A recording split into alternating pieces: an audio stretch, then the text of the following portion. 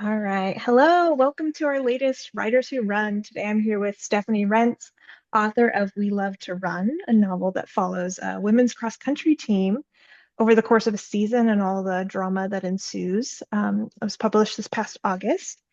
Thanks for joining me, Stephanie. Thank you so much for having me. I'm so happy to be here. Yeah, this is so great. The first thing I want to talk about is just the authenticity right from page one. If I didn't already know you were a runner, I would have read the book and been like, oh, this woman has been in these shoes before. It just seemed like some of this prose, like you can't fake the intimate knowledge. And actually, I'm just gonna read a little section from here. I pulled an example of kind of what caught me. This is from the very beginning. It says, we also hated rest days and easy laps between 400-meter repeats, not because we hated resting, but because it was never quite long enough to recover. Anticipating a workout was always worse than finishing one. Fartleks, which the men pronounced fartlicks, could make us puke. And just, people who don't run might not know all that. So, what was it like getting all of that lived experience onto the page? It was really fun. I was a very serious cross-country runner and track runner, starting from a pretty young age. I'd say starting from junior high. I was lucky to be on a really good high school cross-country team in Boise, Idaho. We won state my junior year. And then I went on to college and ran competitively. And I think at some point, perhaps when I was in my early 30s, and in graduate school in creative writing, I thought, I really should write about running at some point.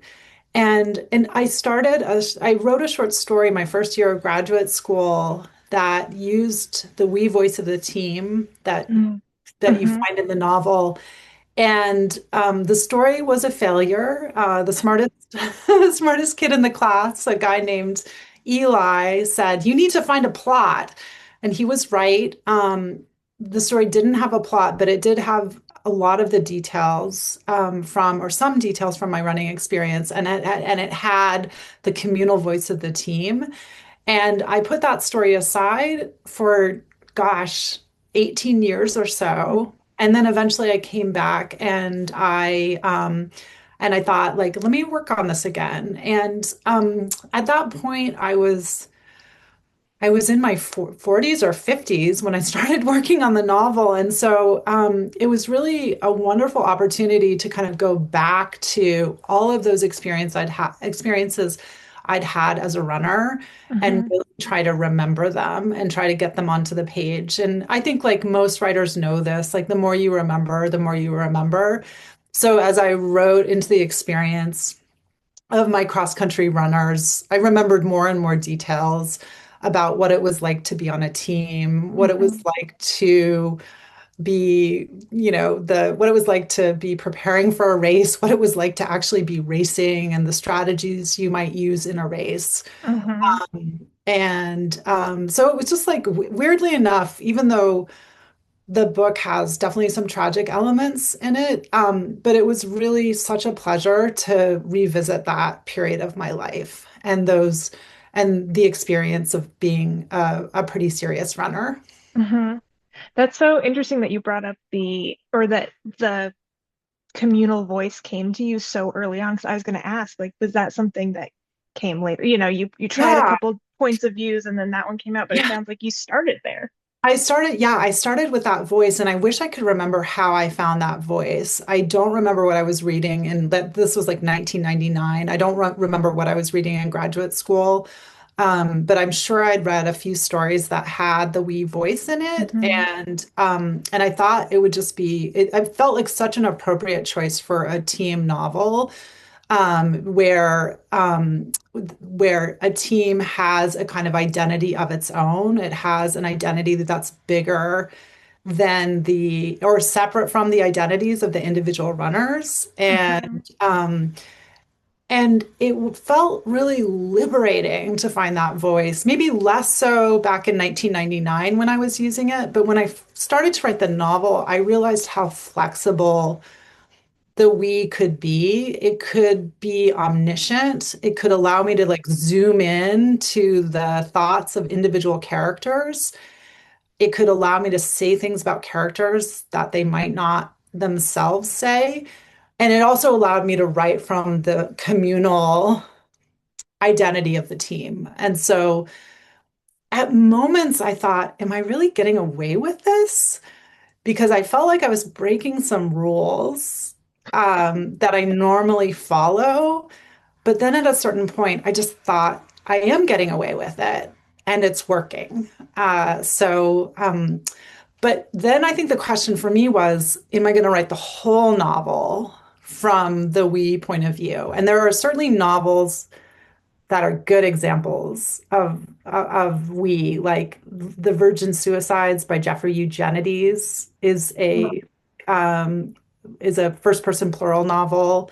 There's a novel called We Ride Upon Sticks, or it might be We Rode Upon Sticks by Quan Berry, which is about a girls' field hockey team, and it's told from the we point of view. Oh, okay, okay. Yeah, but I didn't think I could sustain we throughout the whole novel. Hmm. And so initially, I actually had five points of view in my novel. I had the team, and then I had four individual characters. Right. And at some point, one of my editors said, "You've got too many perspectives in this novel." And so I pulled back on two of them and I had to move their plot lines into other people's chapters. And I ended up with the point of view of Kristen, who's one of the Hmm. top runners on the team, and the point of view of Danielle, who's the team captain. Hmm. I guess that felt like a good choice because there were certain things in the novel that I wanted to kind of keep secret until a certain point. And I don't know that I could have pulled that off if I had told the whole novel from the point of view of the team.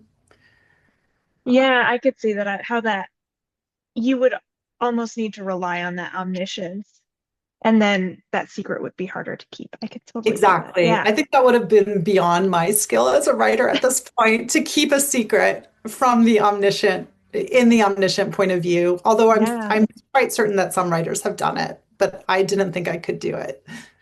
Well, what you did worked, in my opinion. Yeah, I felt totally like almost as if it's a second person point of view, like involved, like I was part of the team as well, just Mhm. from the reader's side of it. Um, my next question, how much of your running uh during the drafting phase was going out just to, you know, feel yourself into the momentum of the book? Mm. If you still run, do you still Yeah, run? I'm trying. I do still, well, so I tore my meniscus when I was 50, turned when I was around 51. And I've been a runner my whole life. Hmm. I stopped running competitively after college, but I did things like train very seriously for the New York City Marathon. I placed in the top 100 in the New York City Marathon for women, Wow. Oh my qualified for gosh. Boston, but then decided never to run a marathon again. I'm not sure why. So running is something I kept doing, sometimes quite seriously, sometimes very casually. I then had a kid when I was 44. And for anyone who knows what it's like to be an old mom, the doctors tell you things like, stop running. This is like, a high risk pregnancy. Hmm. And so I stopped running around the time that I had my son, and then I started running again. So I was running at the beginning of this when I started writing this novel, and then I tore my meniscus. Mm. And but at that point, when I was beginning to write the novel, it was the fall of 2020, so the very beginning of the pandemic. And my husband and I would go and run around the track at Hope High School in Providence, Rhode Island, where we lived then. Hmm.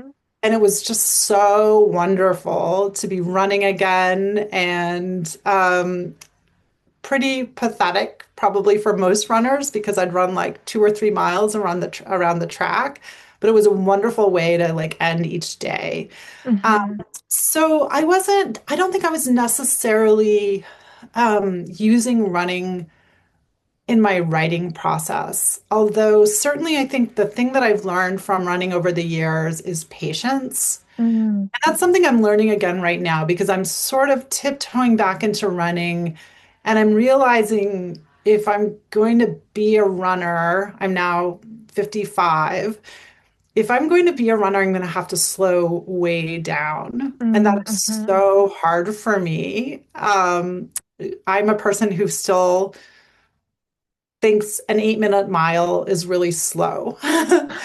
And and I realized that I might need to slow down to like a 10-minute or 12-minute mile to really get back into running and get into mhm, shape again. And who knows, it may be the case that I won't be able to do it. But running taught me patience. And when I was training for a marathon, I just remember when I was about to go out on a 2 hour run, there was no possible way to make the run go faster. You mhm, just had to get into the right frame of mind to make peace with the length of the run and mhm, all the things that you would feel during the run. And I think the same is so true of writing. You mhm, have to be so patient. You have to open yourself up to surprise and disappointment and frustration. And the fact is, there's nothing that will really make a novel write itself faster. mhm. You just have to show up every day and do the work. And I think that's what running taught me was to show up every day and do the work and be patient. Yeah, you can't rush that process, even though, in running, we're trying to be fast, some of Yes. us, and Yes. even that, you can't rush that, Yeah, which your exactly. Exactly. characters in the book kind of learn as well. Yes, totally. Okay, so you said you started this, or kind of started this as a short story back in the Mhm. 90s, but when did you know it was time to write this book? This is kind of a crazy story, but in 2020, I had finished a story collection and I'd already published one story collection. So I had a second story collection. I knew that my editors would not buy a second story collection from me without a novel. And so I was Hmm. working on a different novel. Actually, I was working on a novel about a professor of medieval mysticism at Oxford University and a scout. And a scout is a person who cleans students' rooms at Oxford. They're called Okay. scouts. And this scout started finding body parts in the rooms of in the student Ooh. rooms that he was cleaning. So I worked on that novel for probably a couple years. I had 100 pages and I sent both off to my editor with the idea that they would buy the story collection if they liked the novel. Hmm. And she did not like the novel. She didn't even give me comments on the novel. That's Oh how no. much she disliked it. And she came back and she said to my agent and me, I can't take the stories without a novel. Do you have anything else you could pitch? And I had worked a bit more on that cross country story. I think in 2017 or 2018, I'd started to ask myself who's on this team Hmm. and what could happen. And I'd written a few more chapters. And so I basically just resurrected that from my hard drive, worked on it a little bit more, wrote a synopsis, and sent it to the editor. And she came back and she said, "We love this." And we'll buy it from you and we'll buy the story collection as well. So I started working on it in earnest in 2020 once I had a contract for it. Hmm. And really at that point, I'm going to be totally honest with you, I had 25 pages and a synopsis and and I started working, right? I started my goal for myself. I was a full-time professor. I was chair of an English department, but it was also the pandemic, so I didn't have to go to school. I stayed home and worked from home. So every morning I would write a page of my novel, and then I would go and do my job. Um, Hmm. and I think it took probably a year and a half to write the first draft of the novel. And then there were many significant revisions after that. Wow. That is an interesting story. Yeah, I mean, I was incredibly fortunate to sell the novel before it was finished. And that was very motivating for me to finish the novel because I had to. And it was also terrifying because I'd never written a novel before. Yeah, and it is, I mean, like I was mentioning before we started recording, having completed a novel draft, it's a whole different beast, right, than Yes. shorter, short fiction. And It's so different. I mean, I think the thing I really enjoyed about the process was I really got to know my characters well. Mhm, It was kind of my like getting to know these characters was like going to a party or showing up freshman year of college and meeting a group of people and not knowing them terribly well at the beginning, but then getting to know them over the months of mhm, writing the novel. And initially, I couldn't even keep them straight. I had like a cheat sheet with their names and like where they were from and like details that I discovered about them. And I was always mixing them up. But mhm, then probably like 2 years in, I really started to know them and they started to feel like more real people to me. And I could start to predict what they would do in a given situation rather than just kind of like throwing something at the wall and seeing if it stuck. But I understood what was motivating them and who they were. And at that point, it became easier. Finishing the final third of the novel mhm, became much easier, or revising, whatever stage of the writing process I was at, became easier because I mhm, wasn't just like kind of like groping around in the dark. I actually knew who they were. As I would mhm. know what a friend would do, I knew what they would do when confronted with different situations. Yeah, it's funny that you mentioned that you struggled with keeping them straight because as I was reading it, was thinking about how amazing it is that it wasn't hard for me as a reader to keep them straight. Usually Yeah. you get thrown in with six different women and you're like, wait, who's who? And they all are so distinct and intimate, like just a very intimate look at each of these women.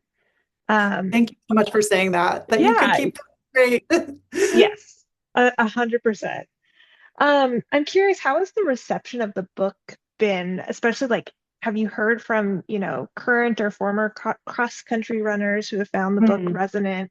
It touches on a lot of really intense topics that, I could see a cross-country team now having like a little book club with this book and talking about, how to have a healthy relationship with their bodies and Yeah. running and Yeah, it's been so fun having the book in the world, and I wasn't anticipating the fact that I would get to have so many conversations with women runners at Mhm, all stages of their lives. And for example, I just heard from someone who's friends with my brother. My brother's younger than me; he's 4 years younger. And this woman wrote to me, and she said, like, are you writing about my cross country experience? Because I have the feeling that like somehow you know what was happening at my school because your novel feels so familiar to me. yeah. And and I was like, no, I'm not writing about your experience. I'm not, in fact, writing about any real experience. I mean, it's a fictional, Mhm, it's a novel.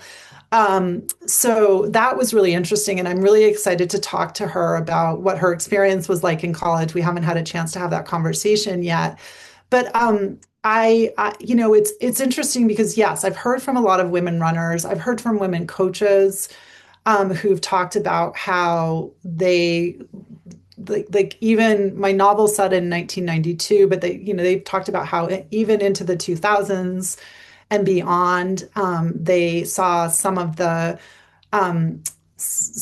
same issues around disordered eating, mhm, around coaches pressuring athletes to lose weight or making subtle comments about their athletes' bodies and how that affected individual athletes. Um, I've talked to current coaches and talked to them about some of the challenges they face as coaches, coaching women. So I've had like a number of really interesting conversations. I've also read a number of memoirs by women runners. There have been a bunch of really, really super competitive, very talented runners have written memoirs recently, including people like Laura Fleshman, who wrote Good for a Girl. Hmm. And it's interesting the way it's interesting that we would like to think that things have changed dramatically since the 1990s. And while I do think that things have changed and have gotten better in terms of women understanding the importance of fueling their bodies and understanding the negative impact of not eating enough, even if there's short-term gains to be had from getting really lean. There are Hmm. definitely long-term consequences when you aren't properly fueling your body in terms of injury and illness. So it seems like there's a lot more awareness of that. And yet there are still coaches who comment on women's bodies. There are Hmm. still women who are struggling with disordered eating and eating disorders. So things have changed, but they haven't changed as much as they should.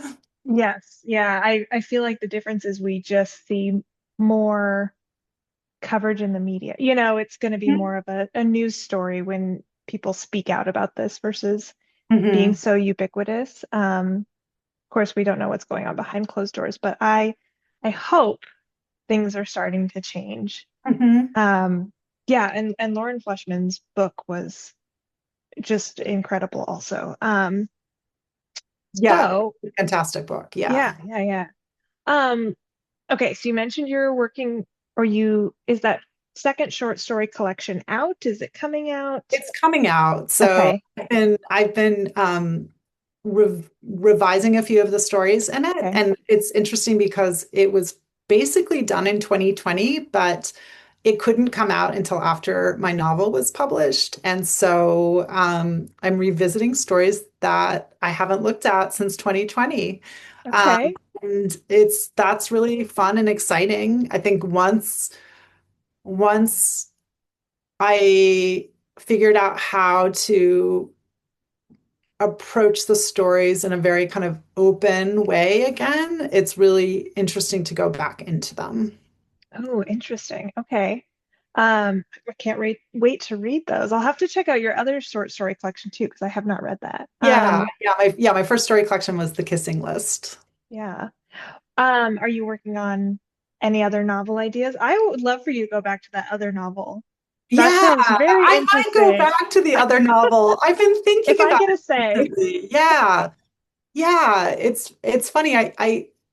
I was thinking recently about how I might re kind of restructure it so it could work better. It's a really interesting book. I mean, it's about like the relationship between the mind and the body, uh, Mm, which sounds dumb, but I think it's got a lot of interesting things to say. And I think if I write another novel, I'd like to write a backpacking novel. I love writing about the natural world. I okay. love, even though the middle section of my novel is pretty tragic, I really loved writing um, writing the scenes that are set in the mountains of Mhm. Idaho. And in fact, before I wrote those sections, or in the middle of writing those sections, I came back to Boise and I went on a backpacking trip by myself. And my dad, who's no longer alive, helped me like put out all my gear on the picnic table in just the same way we did when I was like a kid. Oh, I made sure I had everything and, packed up. And he said, and if I don't hear from you by 4 p.m., I'm calling the ranger. So I had to make sure I did everything on time. mhm. But yeah, I love writing about the natural world. And so I'd love to write a backpacking novel about a mother and son going backpacking together and Mm, perhaps things not working out quite the way they should. But yeah. that's about as much as I know. Okay. I love that. I feel like I have not read a book with a mother-son character in recent memory. Yeah, Yeah. I'm reading. I'm reading Heartwood by Amity Gage. I just like looked back at it right Hmm. now, which is a novel about a woman who goes missing along the Appalachian Trail. It's Mm, really, really good. I highly recommend it. okay, interesting. But I don't know how many mother-son backpacking novels there are. Yeah, world needs it. Yes. Okay, those were all my questions I had about your current novel. I'd love to move on to our rapid fire Yeah. round. Okay, in one word, what would you say We Love to Run is about? Friendship. Where is your favorite place to run in Seattle?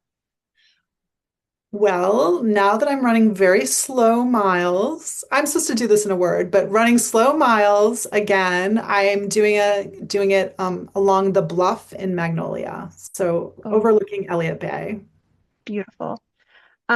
Where's your favorite place to run anywhere in the world? the foothills above Boise. If you could go for a run with any of your characters, who would you run with? Harriet. She's feisty and an interesting feminist. I think I'd have a lot of fun talking to her. Yes. And what are you reading right now? I'm reading Heartwood by Amity Gage, and I highly recommend it to everyone. Great. Thank you so much. Is there anything I didn't ask that you want to mention about your No, novel not or at your all. It's been, upcoming work? yeah, Okay. yeah, it's so fun to talk to you. Yeah, thank you so much for Yeah. joining.